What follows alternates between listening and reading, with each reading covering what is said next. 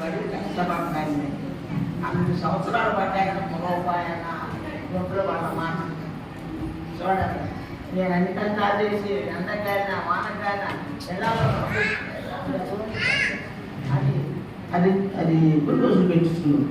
నేను ఎర్రగడ్డ కాలు వచ్చింది అలాగే మరి 7 పెట్టలేక ఈ వయసు వచ్చింది.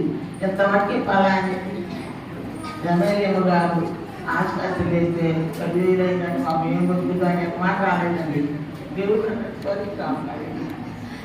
7 పెట్టిన స్థలం చూసి 2 పెద్ద కొడుకులు పోయారు. 3 కొడుకులు 2 పెట్టిన స్థలం ఉన్నారు. దేవుడైనా అన్ని ప్రతి ఏది అడిగితే నాకు ఇది లేదయ్యా, నాకు ఇది లేదయ్యా, నేను ఎవరికి అడిగిపోయి అడగాలయ్యా. నేను అడగను. అన్న తమ్ముడు ఎవరు పెడతారు, అక్క చెల్లెలు ఎందుకు పెడతారయ్యా, నాకు పెట్టరు అని మాట్లాడాను.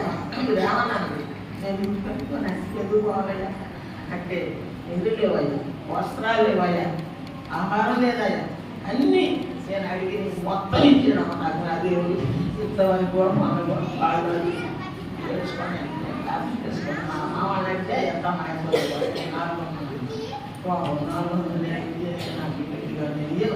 నాకు తెలియదు డబ్బులు అక్కడికి ఇవ్వాలని ఖర్చు.